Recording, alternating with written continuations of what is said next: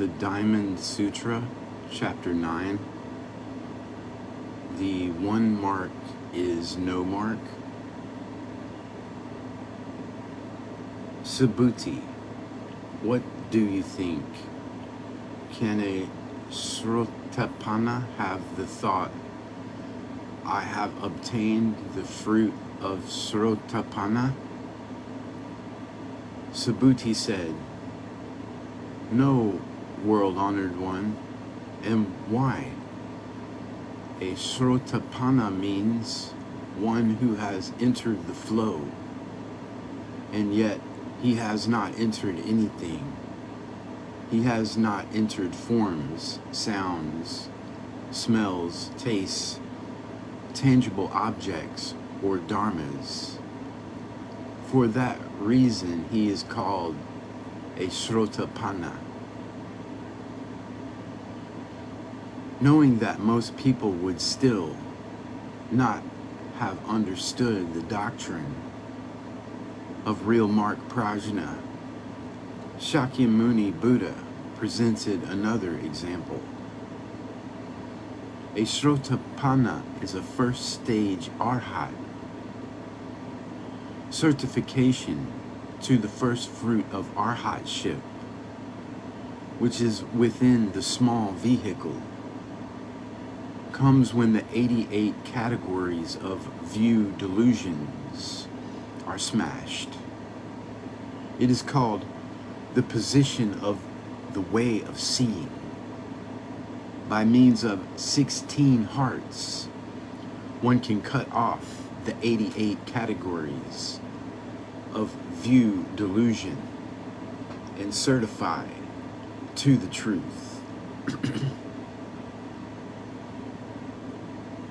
View delusions are the result of the greed and love which arise when viewing situations. Before one sees something, one has no greed or love concerning it. But once the thing is seen, greed and love for it arise. The production of greed and love regarding states is termed view delusion. The 88 categories of view delusions are cut off by means of the 16 hearts, which are aspects of the Four Noble Truths of suffering, accumulation, extinction, and the way.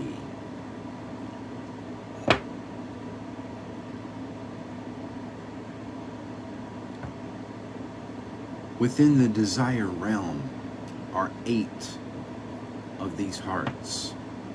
Number 1, patience regarding the dharmas involved in suffering. Number 2, wisdom regarding the dharmas involved in suffering. Number 3, patience regarding the dharmas involved in accumulation. Wisdom, number 4, wisdom regarding the dharmas involved in accumulation. Number 5, patience regarding the dharmas involved in extinction. Number 6, wisdom regarding the dharmas involved in extinction. Number 7, patience regarding the dharmas involved in the way. Number 8, wisdom regarding the dharmas involved in the way.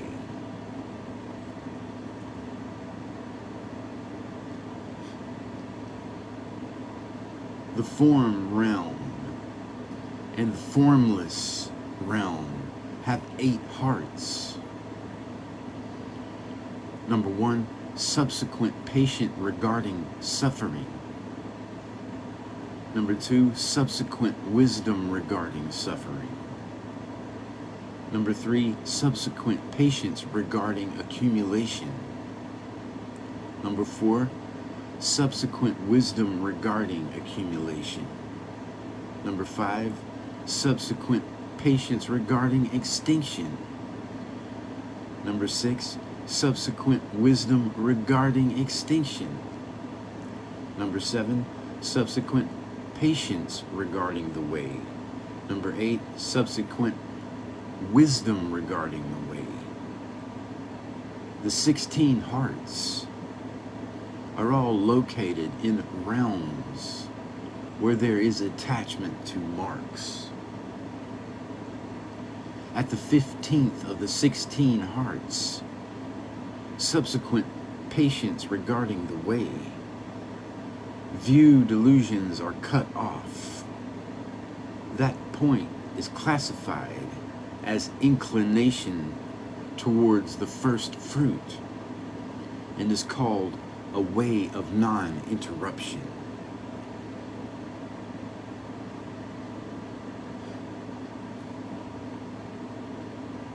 When one completely attains the 16th heart, subsequent wisdom regarding the way, that is certification to the first fruit of arhatship.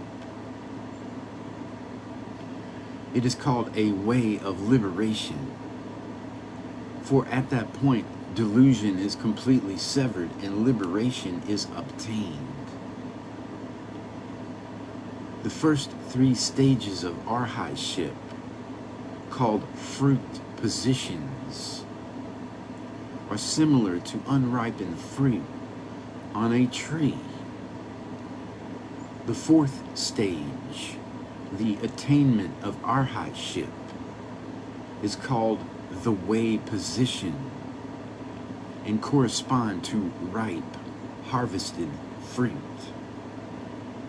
The first fruit is called the position of the way of seeing. The second and third fruits are called the position of the way of cultivation. And the 4th fruit is called the position of the way of no study.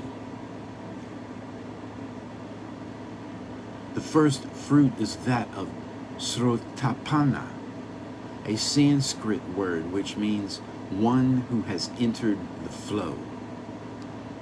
He opposes the flow of common people's 6 dusts and enters the flow of the sage's Dharma nature. Entering the flow means entering the state of the accomplished sage of the small vehicle. Shakyamuni Buddha asked Subhuti if the Srotapana, who has certified to the first fruit of the small vehicle, sagehood, can have the thought that he has obtained the fruit of Srotapana. Subhuti replied that the Srotapana could not have such a thought. Although he is called one who has entered the flow, he has not entered anything. One who has certified to the first fruit is not turned by the 6 dusts. He can see form and not be confused. He can perceive sounds, smells, tastes, tangible objects, and dharmas and not be attached to any of them. Because he is not attached, he is given the title one of the first fruit, or one who has entered the flow. Nevertheless, that is merely a name, not an actual substance. Therefore, a Srotapana cannot think that he has obtained the fruit of Srotapana. Subhuti, what do you think?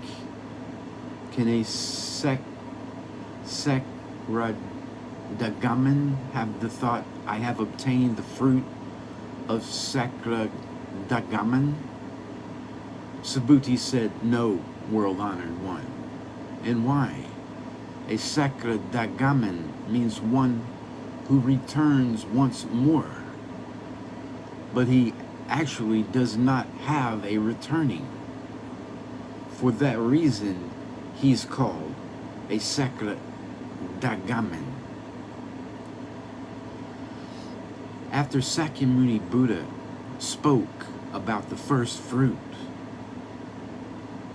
he knew that many people would wonder if the first fruit and the second fruit were different, whether the first fruit sage had no thought of certifying to the fruit, but the sage of the second fruit did have such a thought. One who has certified to the first stage arhatship has 7 more births and deaths to undergo. He is born 7 times in the heavens and 7 times among men.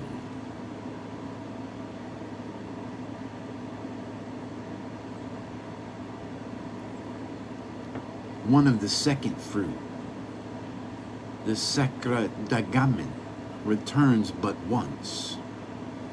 Being born once in the heavens and once among men,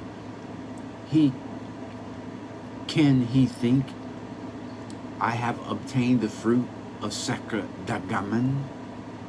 Subhuti said, no, because all he is said to return once to heaven and once among men. He actually does not have to return. He can end birth and death very suddenly. He has a choice, either to have 1 more birth and death, or to progress further, certify to the third fruit, and not return. The second fruit, that of Sakra Dagamen, is just a name and has no actual substance. Therefore, he cannot be said to have attained anything. What could he obtain? Sakra Dagamen is just a name. Subhuti, what do you think? Can an Anagamin have the thought, I have obtained the fruit of Anagamin? Subhuti said, no, world-honored one. And why? Anagamin means one who does not return. But he actually does not have no returning. For that reason, he is called Anagamin. Again, Sakyamuni Buddha thought that perhaps people would consider the sage of the third fruit different from one of the first or second fruit. So he continued the discussion with Subhuti. An Anagamin is called one who does not return, because he has cut off all thought delusion within the desire realm, and no longer is compelled to be reborn in that realm. The second fruit, Sakra Dagamen, must return once to the heavens and once among men before he cuts off the last 3 categories of his thought delusions in the desire realm. Having done that, he certifies to the third fruit and never returns. Actually, he also does not have no returning. Do not become attached to the mark of not returning.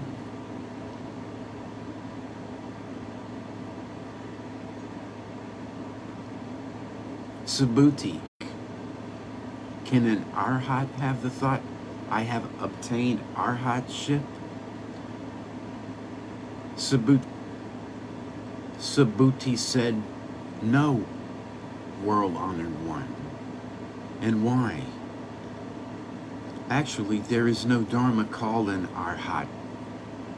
World-honored one, if an arhat had the thought, I have attained arhatship, That would be attachment to self, to others, to living beings, and to a life. World-honored one, the Buddha says that in my attainment of the no-strife samadhi, I am the foremost among men, that I am the foremost arhat free from desire. World-honored one, I do not have the thought, I am an arhat free from desire. If I had the thought, I have attained arhatship, then the world-honored one could not say, Subhuti is the foremost of those who delight in practicing arana, since Subhuti actually has no practice. He is called Subhuti, who delights in practicing arana.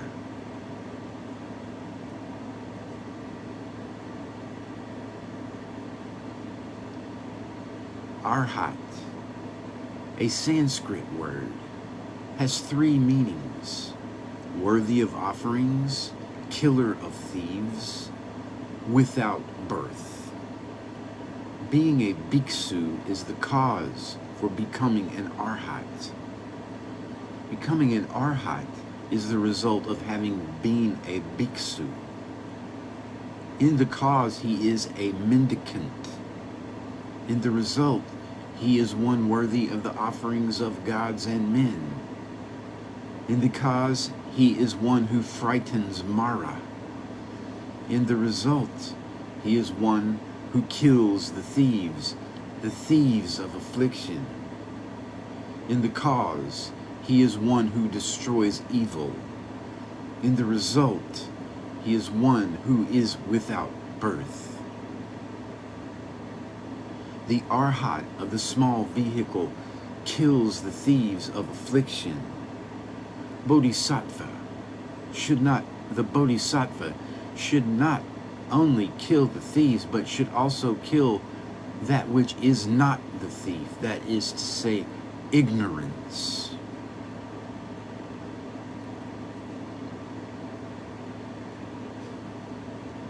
At the realization of arhatship, ignorance is not considered a thief, but at the culmination of bodhisattvahood, it is.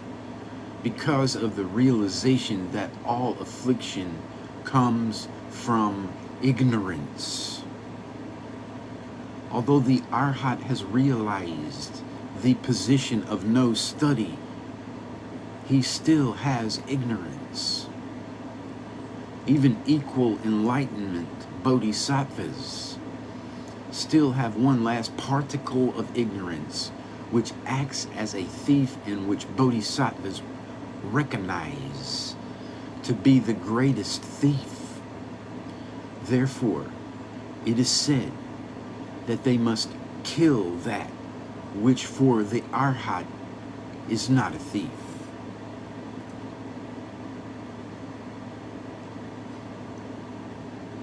Subhuti was asked if an arhat can have the thought that he has obtained arhatship, and he replied, no, because although he has certified to the fruit of arhatship, it is just a name and nothing more. Not only upon certification to the fruit of arhatship is there no realization, but even upon attainment of Buddhahood, there is none.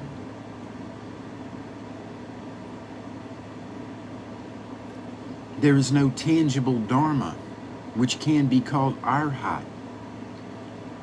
It is an empty name. If one thinks it exists, one has an attachment to dharmas and has not realized the emptiness of dharmas. If an arhat did have the thought that he has obtained arhatship, he would be attached to self, others, living beings, and a life.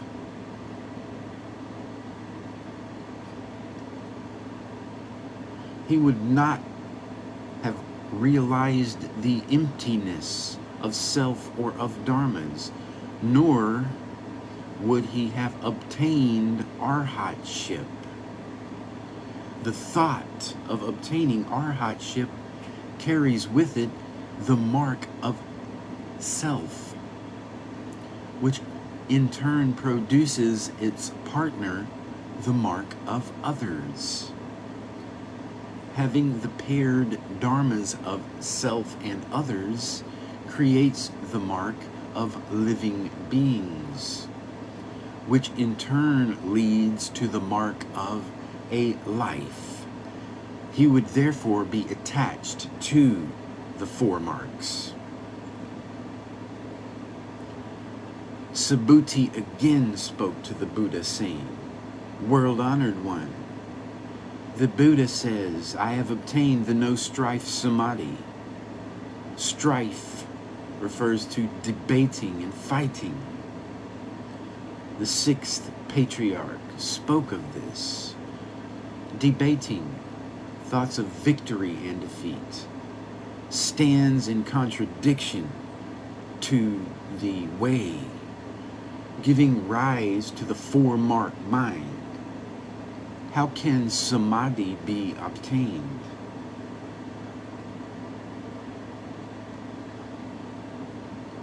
In cultivating the way, one should not involve oneself in competition, fighting to be first or second. People who cultivate the way should be like water. Lao Tzu said, superior goodness is like water. Water benefits the myriad things and does not contend with them. It flows to places which repel mankind, and thus it approximates the way.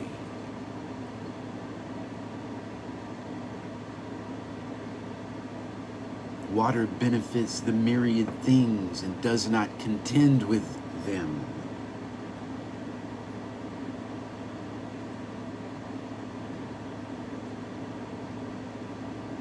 Trees, flowers, and grasses need water to grow. People need water to live. Flying creatures drink water, and fish, turtles, shrimp, crabs, and the like also need water to survive. Those born from wombs, eggs, moisture, and by transformation all must have water. Water does not refuse to moisten any of the myriad things, nor does it bicker or bargain. It flows to places which repel mankind, and thus it approximates the way. Water does not linger in the high mountains, but flows to the lowest places, unlike people who enjoy high places and avoid low ones. Because it tends to flow towards the low places, water is in accord with the way. Lao Tzu was a transformation body of the venerable Mahakasyapa.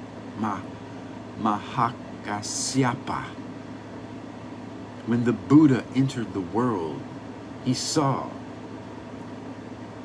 that living beings in China committed many offenses and did not rely on the Dharma to cultivate.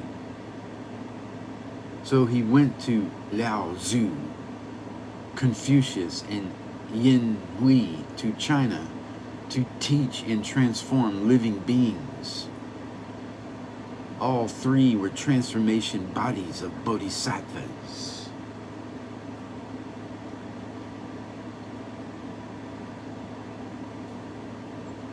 Lao Tzu introduced the concept of the unconditioned to the Chinese people. If one can understand unconditioned Dharma, one can then come to understand that which is not unconditioned. Buddha Dharma speaks of that which is unconditioned and yet not unconditioned. The sixth patriarch said, debating thoughts of victory and defeat stands in contradiction to the way. Suppose in cultivating the way you should go south, but because you like to argue, you go north instead. Perhaps you should go east, but you rebel and go west. When you argue, you are in opposition to the way, giving rise to the four-mark mind. Means producing the marks of self, of others, of living beings, and of a life. How can samadhi be obtained? The no strife samadhi is having no thoughts of victory or defeat. The Buddha says that subhuti is the foremost arhat apart from desire. Living beings are plagued with all kinds of greed and desire, summed up in a list of 5 desires. Desire for wealth, for form, for fame, for food, and for sleep. Whatever one likes accounts to an object of greed and desire. Upon certifying to the no strife samadhi, there is no greed or desire of any kind. One is not greedy for food, clothes, or a place, a good place to live. All longings cease. That is what is meant by foremost free from desire. Separating from desire, one obtains the no strife samadhi and becomes pure. If one has no left desire, he cannot obtain the no strife samadhi, the bliss of purity. Subhuti said to the Buddha, world-honored one, I do not have the thought that I am one who has obtained the no strife samadhi, or that I have certified to arhatship, or that I am number 1 among men, the foremost arhat, free from desire. Why? If I had thought that, I could not be called pure. I could not be said to have left desire, and could not be called one who does not fight. World-honored one, you could not then say that subhuti is one who practices arana, that is, one who practices pure conduct. Why? Because if I had such a thought, just that would be contention and impurity, and would not be freedom from desire. That too would be a false thought. Because I am actually without practice, I do not actually do anything. I am not attached to anything. I am not attached to self or to dharmas. Since I do not arrogantly say I have obtained arhatship, I am pure and do not fight. I am free from desire. For that reason, the Buddha says that I am the foremost arhat, free from desire. But if I had such thought, the Buddha could not speak in that way. Subhuti, who practices arana, is nothing but a false name. And as an arana practitioner, subhuti like to cultivate pure conduct. However, there was no fixed or actual substance, no thing which he had obtained. Although he had certified to the 4th fruit of arhatship, he had actually obtained nothing. Those who look cannot see it. Those who listen cannot hear it. There isn't anything at all.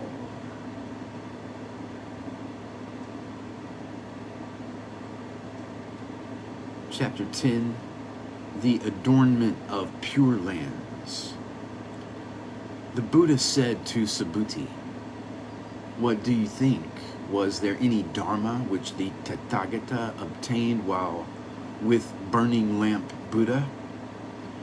"No, world-honored one, there was actually no dharma which the Tathagata obtained while with burning lamp Buddha." "Subhuti, what do you think? Does a bodhisattva adorn Buddha lands?" "No, world-honored one. And why? The adornment of Buddha lands is no adornment. Therefore, it is called adornment. Therefore, Subhuti, the bodhisattva, mahasattva, should thus produce a pure heart. He should produce that heart without dwelling in forms. He should produce dwelling in sounds, smells, tastes, tangible objects, or dharmas. He should produce that heart without dwelling anywhere. Subhuti, suppose a person had a body like Sumeru, king of mountains. What do you think? Would that body be big? Subhuti said, "Very big, world-honored one." "And why?" "It is said by the Buddha to be no body. Therefore, it is called a big body." Having shown by example of the previously mentioned fruits of the small vehicle that there is no attachment to anything, the Buddha next used himself as an example. He anticipated people who would think that a Buddha or a bodhisattva is different from sages of the small vehicle. Was there any dharma which the Tathagata obtained while with burning lamp Buddha? Shakyamuni Buddha referred to himself at that point. Burning lamp Buddha had bestowed a prediction of Buddhahood on Shakyamuni Buddha, which means he gave him a name saying, "In the future, you will become a Buddha named Shakyamuni." Burning lamp Buddha gave Shakyamuni Buddha the prediction of Buddhahood at a time when both of them were bhiksus. The bhiksu who would become Shakyamuni Buddha had not yet realized Buddhahood, but burning lamp Buddha had done so. On that occasion, Shakyamuni Buddha was walking on the road and saw in the distance the bhiksu burning lamp Buddha walking toward him. Shakyamuni Buddha also saw that on the road between them was a large puddle of muddy water. Because he cultivated as a bodhisattva and dedicated himself to helping everyone, he realized that the bhiksu coming toward him would be hampered by the puddle and lay down in the muddy water to serve as a bridge for the bhiksu. But the puddle was large and his body did not entirely span it. Therefore he unwrapped his hair, which he kept long in accord with the ascetic practices he cultivated, and spread it over the remainder of the puddle. When the bhiksu who was burning lamp Buddha reached the spot, Shakyamuni Buddha asked him to walk across his body. Burning lamp Buddha complied. When he had crossed, he said to the bhiksu, "You are thus I also am thus. He meant your heart is like this, and my heart is also like this. You forget for the sake of the Dharma, and I also forget myself for the sake of the Dharma. Thus, we are both cultivating the Bodhisattva way. He then rubbed the top of the bhiksu's head and said, in the future, you will become a Buddha named Shakyamuni. After Dipankara Buddha had given Shakyamuni that prediction, the two bhiksus separated and each continued to practice the way. So then, Shakyamuni Buddha asked Subhuti, when I received my prediction, did I obtain any Dharma? Subhuti replied, no. Again, Shakyamuni Buddha asked for Subhuti's opinion. Does a bodhisattva adorn Buddha lands? Does a bodhisattva use the merit and virtue of cultivating the 6 paramitas and the 10,000 practices to adorn Buddha lands? Again, Subhuti answered no. He does not adorn Buddha lands. If he had one thought of adorning Buddha lands, then he would have a mark of self, of others, of living beings, and of a life. He would have an attachment. The principle is the same as it was for the first, second, third, and fourth fruits of arhatship. Although they adorn Buddha lands, there is no adornment. Why? If they had the thought, I adorn Buddha lands, they would not have realized the emptiness of people and dharmas.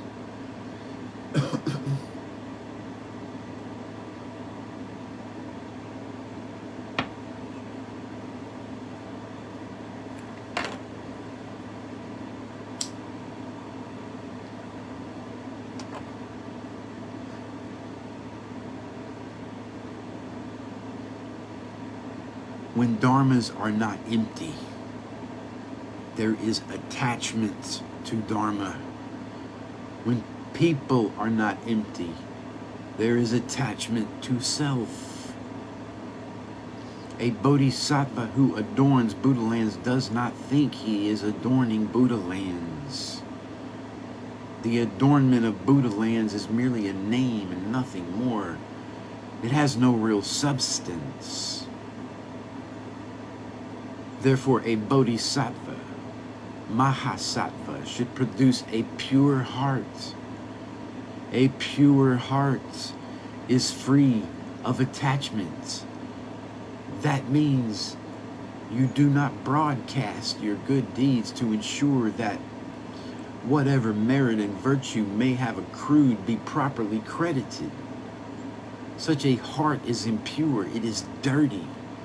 If you have the thought of self and others when you do virtuous acts to adorn Buddha lands, then there are no virtuous acts and there is no adornment. A bodhisattva's heart should be pure, without self or others, and without right or wrong. Thoughts which delineate self, others, living beings, and the life are not pure. A heart which is attached to the 6 dusts is not pure, and it is devoid of true and proper merit and virtue. He should produce that heart without dwelling anywhere. He should, without having any attachment, produce that heart. He should have no thought. If you can have no thought, you are not attached anywhere. If you can have no thought, you can produce the heart without dwelling anywhere. The Buddha used another example. Suppose a person had a body like Sumeru, king of mountains. Would that body be big? Subhuti said, very big, but afterwards added, it is said by the Buddha to be no body. Therefore, it is called a big body. Mount Sumeru, although big, nonetheless has a measure. If you have Mount Sumeru, you still have a measure. If you manage to have no body, nothing can compare to it. And so it is called a big body. If there is a measure for it, then the body is not really big. No body, a body without measure, is a truly big body.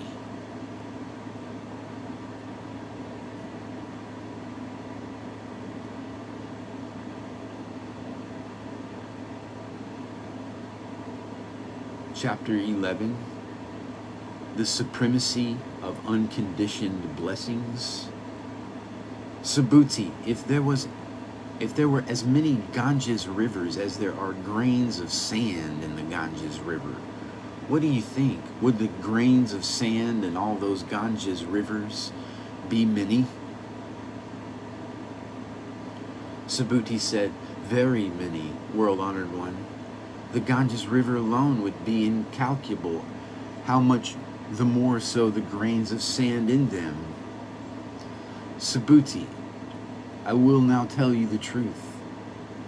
If a good man or a good woman used the 7 precious gems to fill 3,000 great thousand world systems, equal in number to the grains of sand in all those Ganges rivers, and gave them as a gift, would he obtain many blessings?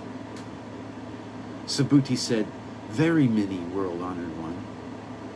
The Buddha told Subhuti, if a good man or good woman were to receive and hold from the Sutra even so few as 4 lines of verse and speak them for others, his blessings and virtue would surpass the former's blessings and virtue.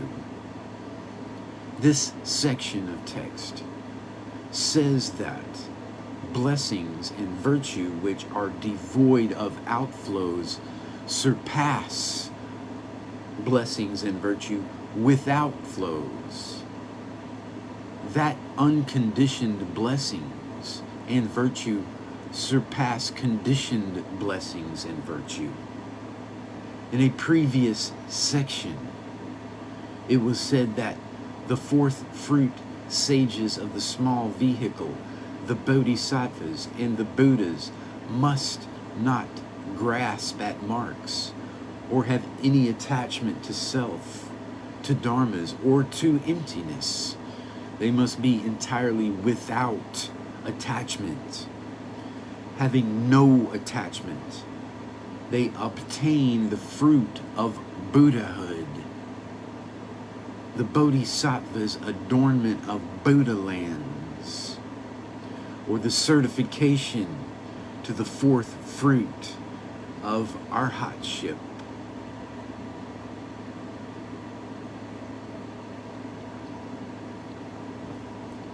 Suspecting there would be people who would still attach to the mark of giving, the Buddha further said to Subhuti,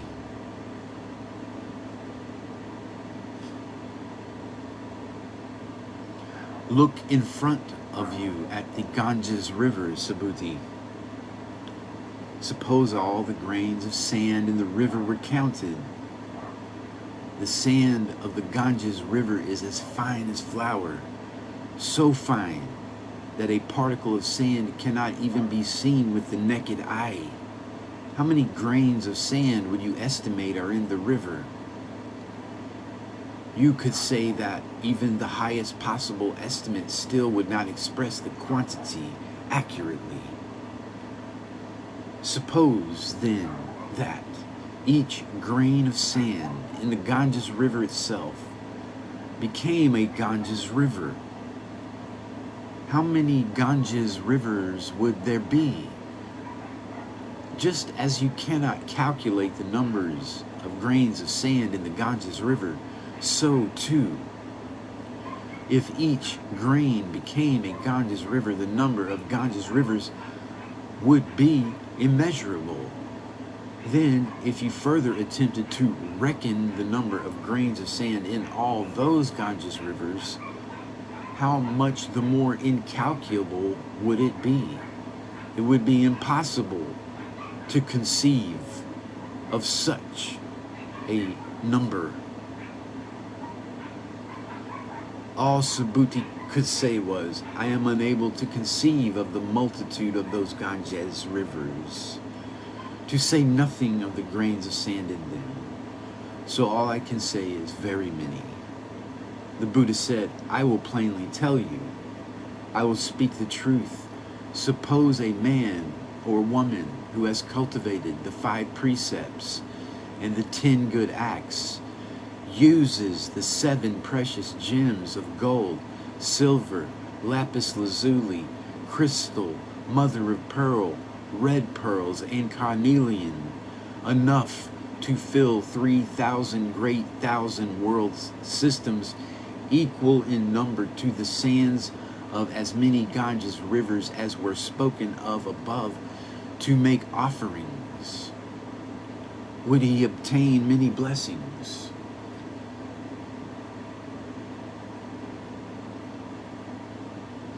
In an earlier section of the sutra, there was mention of 3,000 great thousand world systems, but not of as many 3,000 great thousand world systems as there are grains of sand in that incalculable number of Ganges rivers. The analogy is being extended several thousands of 10,000s of times. Subhuti said that although the blessings and virtues derived from giving that amount of the 7 precious gems would be many, they would be the reward of conditioned blessings, that is, blessings and virtue without flows. Anything conditioned eventually becomes extinct. And the presence of outflows keeps one bound to non-ultimate states.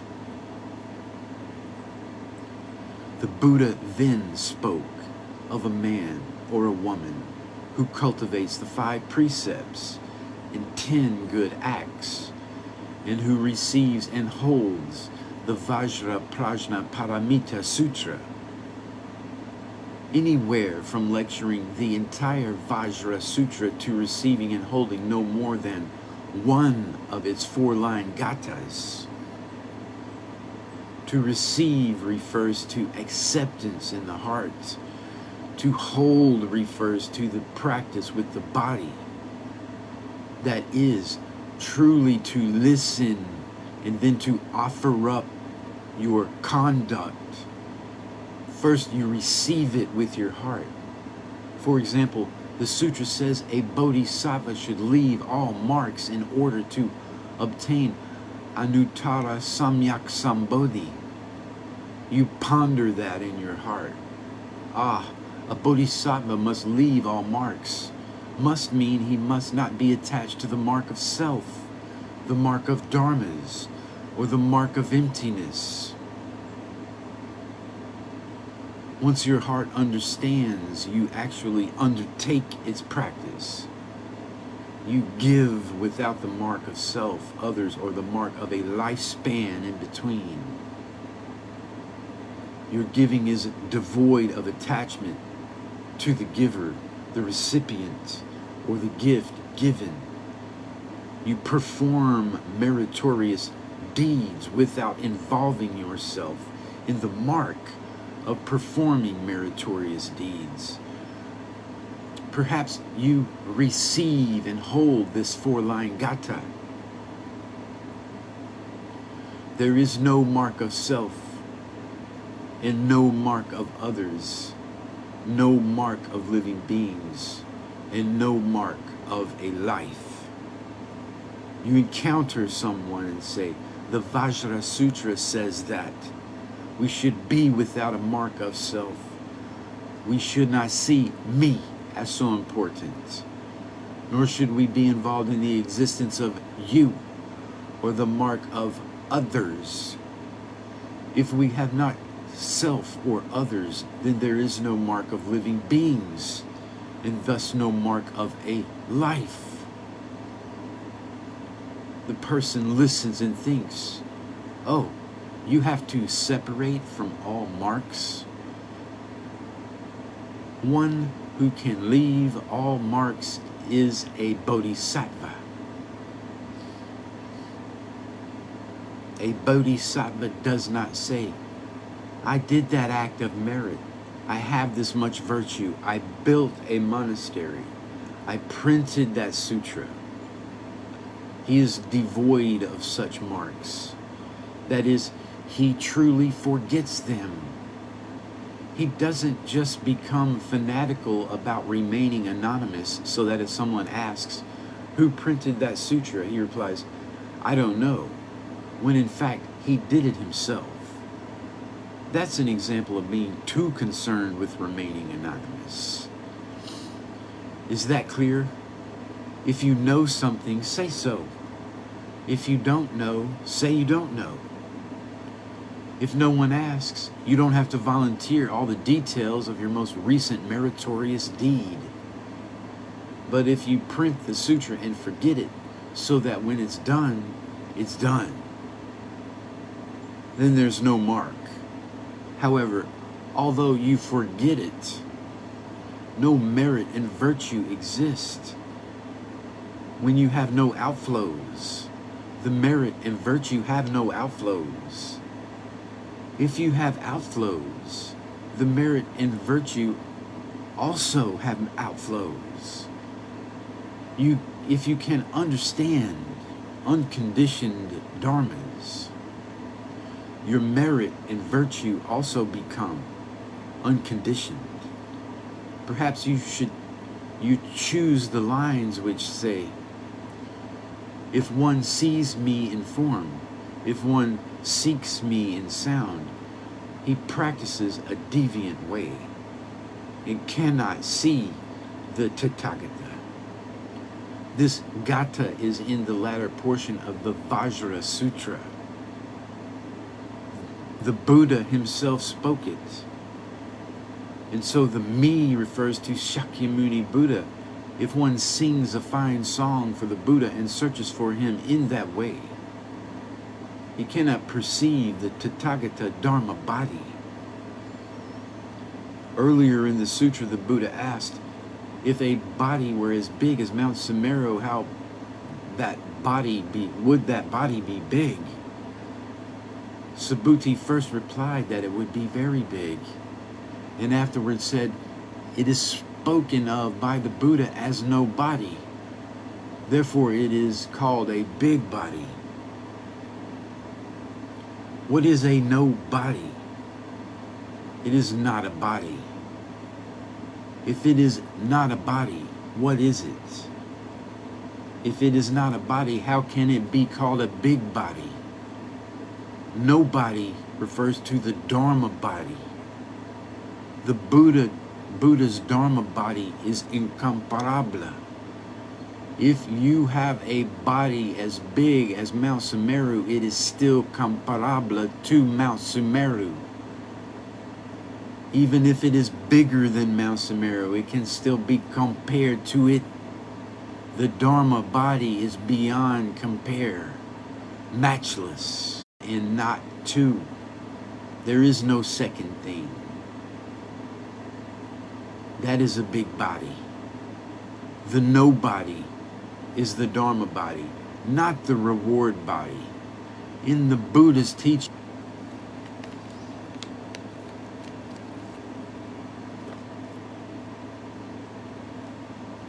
there is only one and not two. There is no second thing. That is a big body. The no body is the Dharma body, not the reward body. In the Buddha's teaching, the Dharma body is the true Buddha. So it is said, this offering is made to the pure Dharma body, Vairocana Buddha. Vairocana Buddha pervades all places. To the perfect full reward body, Rokana Buddha.